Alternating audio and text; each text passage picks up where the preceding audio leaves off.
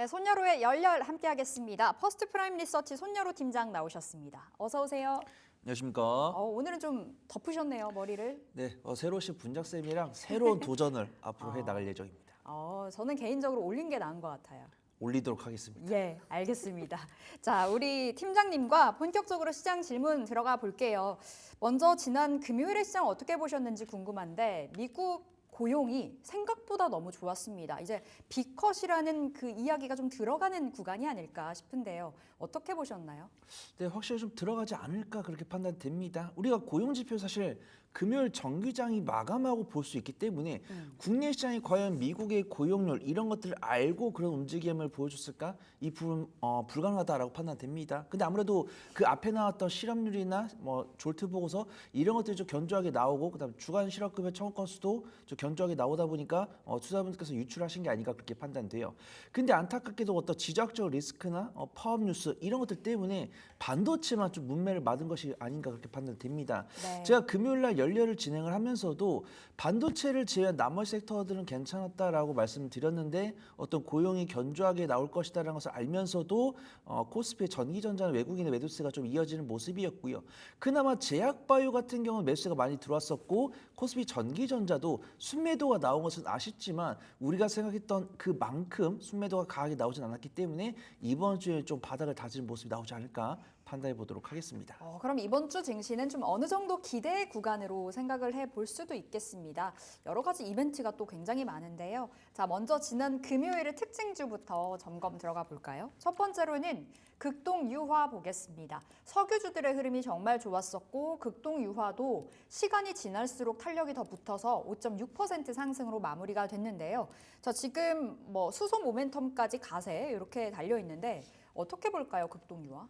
네, 사실 제가 엄청나게 집중을 하고 있는 모멘텀은 그쪽이 아닌데 네. 일단 한 줄로만 말씀을 드릴 겁니다. 약간 정치 테마 관련이 있어가지고 이제 극동유화 같은 경우 아시는 분도 아시겠지만 유가 관련 종목입니다. 특수 정제유를 이제 제조를 판매를 하고 있는데 우리가 지적적 리스크 제가 저번 주 금요일 날 최대한 많이 싸우지 않았으면 좋겠다라고 맞아요. 말씀을 드렸지만 뉴스가 많이 나왔습니다. 싸울 것으로 판단돼요. 이제 우리가 지적적 리스크 뉴스를 5개에서 10개를 추린다고 했을 때 대부분이 부정적인 뉴스였고 바이든 대통령이 이제 이스라엘 쪽에서 이란의 유력을 공격해도 될까요?라고 했을 때 고려, 검토 이렇게 이야기까지 나왔거든요. 근데 이제 일요일 막판에 안 하는 게 좋겠다라는 이야기가 나왔습니다. 네. 안 하는 게 좋겠다라는 이야기가 나오면서 저 유가를 봤는데 우리가 유가 선물 같은 경우는 하루에 23시간 열리는 데다가 일요일 하루만 폐장을 합니다. 예. 근데 이 유가를 분봉으로 보면은 이 바이든 대통령이 발언이 나왔을 때 살짝 차익이 나오는 것으로 판단돼요. 그다음에 이제 오늘 우리 새벽 5시에 다시 개장이 됐죠. 다시 개장이 되면서 74달러 부근에서 시작을 했는데 요 부근에 봤을 때는 저는 아직 유가 선물이 지적적 리스크가 끝나가지고 차익이 더 나온다기보다는 일단은 이 지적적 관련해서 뉴스가 5개에서 10개 나왔는데 그중에 우리가 지적적 리스크가 끝났다라고 안도할 수 있는 뉴스는 그거 하나밖에 없다 보니까 네. 단기적인 차익실이 나온 것 같다라고 판단해요. 그다음에 그날도 뭐 대한해운이나 다른 해운 관련 종목들 말씀을 드리면서 유가 관련 종목들의 움직임이 중요하다라고 이야기를 드렸었죠. 근데 이 유가가 양봉을 나왔을 때 외국인과 기관의 매도세가 나오면 매매 관점으로 보는 게 맞을 것 같다라고 하고 제가 자리를 떠났어요. 네. 근데 정기장 개장하고 나서 유가 관련 종목들이 오전장에는 다소 좀 아쉬운 모습 보여줬지만 오후장에 반격하는 모습 보여줬죠. 반격하는 모습 보여준 데다가 수급이 대부분 외국인의 매수가 들어왔습니다. 그래서 유가 관련 종목들은 단기적으로 며칠 정도 더 갈 수 있다라고 판단해가지고 매매를 못 하시는 분들은 S-오일이나 GS처럼 안전한 종목들 보시면 좋을 것 같고 매매를 정말 잘하신 분들은 뭐 흥국석유나 한국석유, 뭐 미창석유 이런 종목들 보시면 좋을 것 같은데 나는 유가 관련 종목들을 매매를 하고 싶은데 그중에서 좀 아직 단기적으로 움직이지 않은 종목이 뭐가 있을까라고 하시면 좀 극동유화 보시면 네. 좋을 것 같고요. 이 유가 관련 종목들 중에서 가장 견조하게 분기 실적으로 연간 실적 관련으로 좀 흑자를 기록을 하고 있는 기업입니다. 그다음에 우리 앵커님께서 대외적으로 추가적인 탄력이 나올 수 있는 뉴스는 수소 에너지죠. 수소 에너지 신성장 동력이 본격적으로 육성이 될 거다라고 보고 있는데 아시는 분도 아시겠지만 이 종목이 여당 당대표분 네. 관련 수혜 줍니다. 그래서 지금 금투세로 시끌시끌하잖아요. 지금 뭐 당론에 넘긴다라고 하는 거는 폐지보다는 유예 쪽으로 갈 가능성이 있다고 합니다. 그러면 이제 폐지나 유예 쪽으로 갔을 때는 여당 측에서는 약간 빌미를 잡을 수 있죠. 네. 빌미를 잡으면서 여당 당대표이신 그분께서 어떤 발언을 해줬을 때는 낙수 효과를 얻지 않을까 그냥 짤막하게 생각을 해보도록 하겠습니다. 정치 테마주라고도 좀 보실 수 있겠고요. 지금 원체 핫하게 흘러가죠. 유가 상승에 따른 수혜주 극동 유화 받아봤습니다. 상대적으로 저평가되어 있다 말씀 주셨는데 그럼 지금 자리 체크해 볼까요? 목표가 어디로 설정이 가능할까요?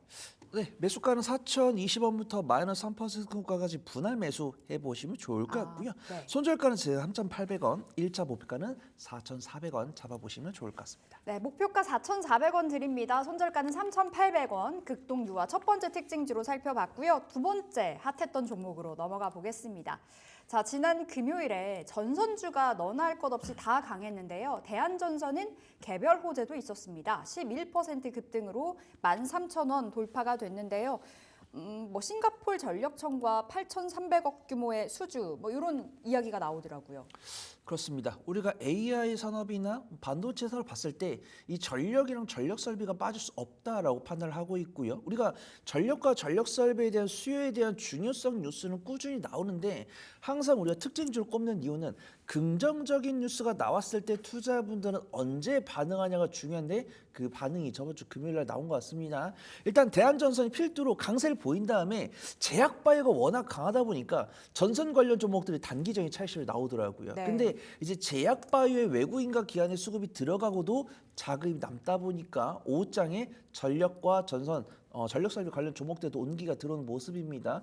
그 중에서도 대한전선이 호재를 동반하면서 가장 강한 모습 보여줬습니다. 그래서 대한전선 같은 경우는 전력선과 소재, 그다음에 전선 관련 공사 진행업을 영위를 하고 있고요. 어떤 대원전선과 가온전선, LS전선과 더불어서 국내 3대 전선 회사라고 보고 있는데 일단은 이제 LS전선이나 가온전선 같은 경우는 LS 계열사이기 때문에 거의 양대 산맥이다라고 보시면 좋습니다. 대한전선 같은 경우는 호반건설 계열사이기 때문에 국내 건설은 LS전선 계열과 호반건설 계열이 하고 있다. 이렇게 보시면 좋을 것 같아요.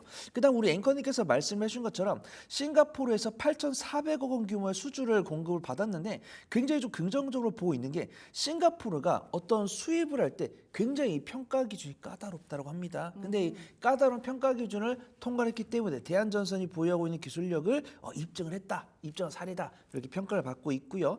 구리 선물 가격의 우상향 기조가 유지가 되고 있습니다. 일단 구리 가격은 조용히 우상향을 하고 있고 WTI 선물 같은 경우는 굉장히 좀 시끌벅적하게 우상향을 하고 있는데 구리 가격과 원유 선물 가격이 일봉상으로는 단기적인 차익이 일부 나왔다고 하더라도 우상향 기조를 보여주고 있고요. 지금도 구리 선물 가격은 4.8달러에서 고점 기록하고 4.57달러에서 횡보하고 있기 때문에 전선 관련 종목들의 우상향 기조는 좀 유지가 될 거다라고 보고 있습니다.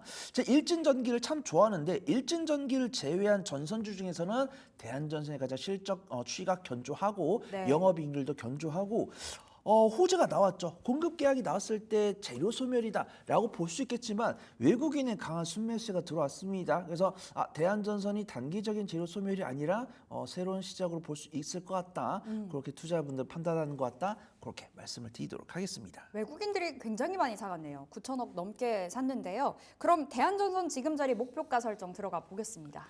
네, 현재까지 13,280원부터 마이너스 3% 구간까지 분할 매수 해보시면 좋을 것 같고요. 제가 손절가는 12,500원 잡아드리고 1차 목표가는 14,600원 지켜보도록 하겠습니다. 네, 14,600원, 손절가 12,500원 말씀 주셨고 그러면 팀장님 전선주 일진전기 대한전선 좋다 하시잖아요. 전력기기 쪽도 여전히 유효해요?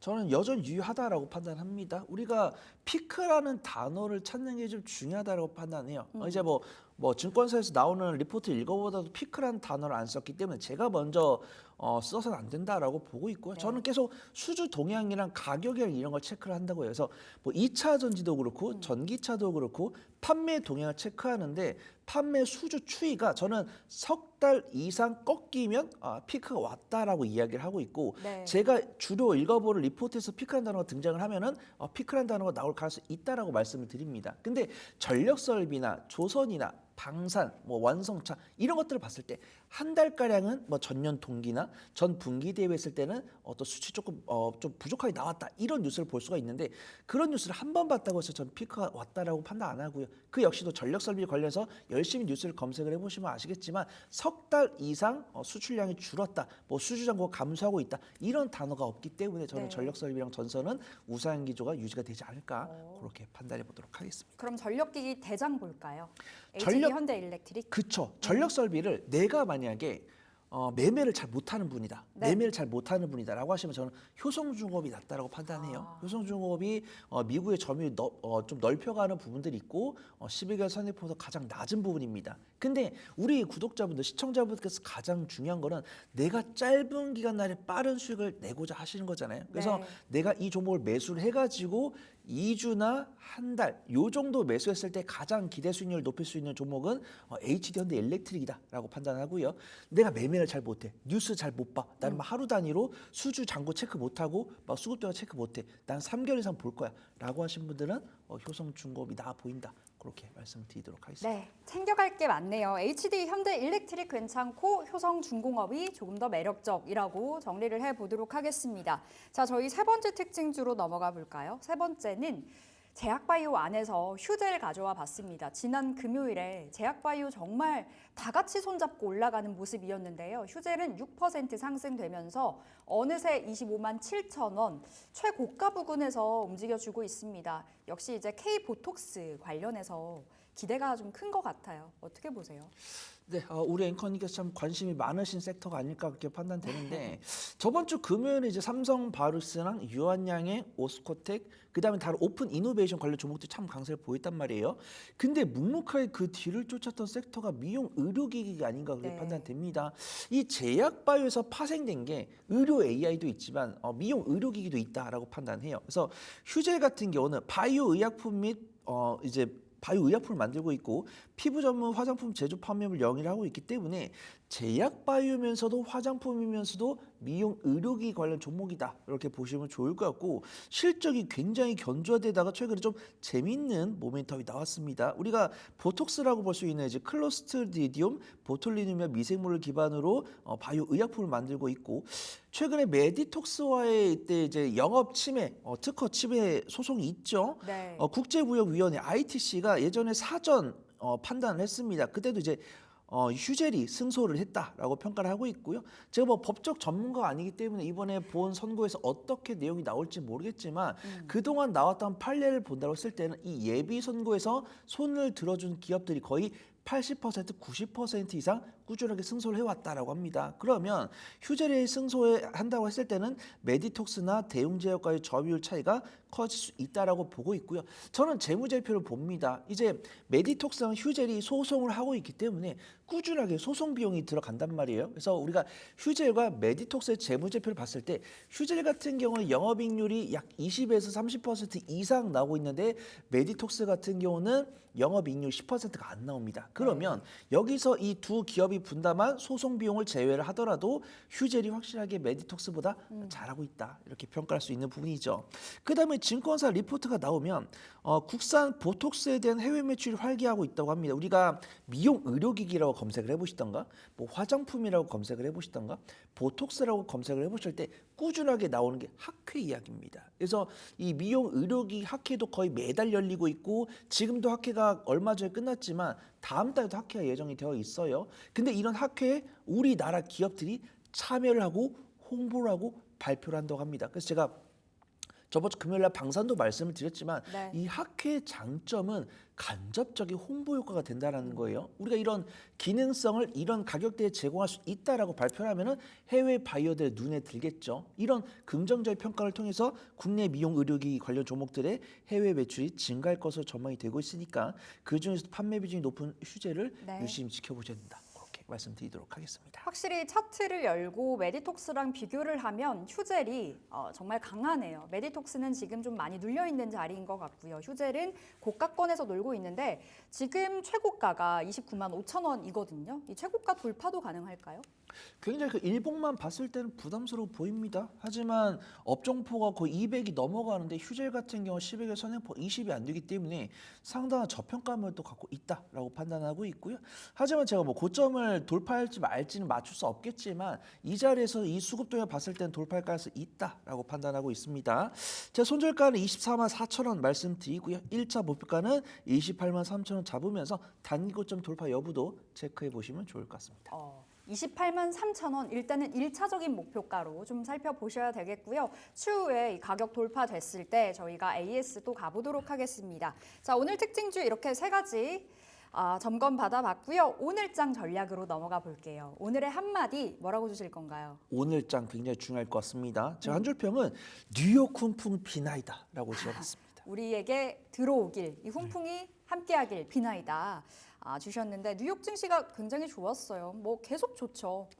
그렇습니다. 그 고용 지표가 발표가 되면서 전 시장이 훈풍을 보인 것도 맞지만 특히 기술주들이 강세를 보였습니다. 근데 우리가 기술주들의 강세가 이어져야 하겠지만 기술주들의 강세가 이어질 것 같다라고 말씀을 드린 지가 한 2, 3주가 넘어갔지만 여전히 전기전자의 매도세가 나오고 있어요. 그나마 SK하이닉스 같은 경우는 견조한 모습 보여주고 있지만 또 엔캐리 트레이드라든가 이런 매크로 변수가 터졌을 때는 SK하이닉스조차도 외국인의 매도세가 나오는 모습입니다. 물론 고용지표 나오면서 나스닥이나 필라델피아 반도체 지수 강세 보였고 이제 달러 인덱스 반등했고 그다음 달러 엔화도 148인까지 올라가면서 국내 시장이 나쁠 것은 전혀 없다라고 판단해요. 근데 오픈을 해봐야 될 거다라고 판단을 하고 있고 내가 반도체를 보유하신 분들은 걱정하실 필요 없다라고 판단하고 있고 반도체 공략을 해보고 싶다라고 하신 분들은 반도체 중소형 장비 쪽이나 뭐 HBM 이쪽이 낫다라고 판단합니다. 그럼 물 타는 것도 가능해요? 물 타는 건 아직 아니다라고 판단합니다. 아니다. 만약에 내가 장비다. 어떤 HBM이다. HBM은 추가 매수 가능할 것 같아요. 근데 장비주들은 조금 더 지켜봐야 된다고 판단되고 있고 SK하이닉스랑 삼성전자도 실적 발표 보고 하셔도 늦지 않다. 그렇게 말씀을 드리도록 하겠습니다. 우리 시청자분들께서 사실 가장 궁금한 쪽이 아닐까 싶었어요. 삼성전자 이제 실적이 공개가 됩니다. 그 날 이후로 무언가의 반도체 대응을 해보자라는 관점이시고 HBM 정도는 추가 매수도 가능. 그 밖에는 아직은 아니다로 좀 정리를 해주셨고요. 자, 그렇다면 오늘은 어떤 종목으로 시장을 공략해 볼지 오늘의 열혈주 뭘까요? 네, 굉장히 좀 저는 누누이 말씀드렸지만 이름 이쁜 종목을 좋아한다라고 말씀드렸습니다.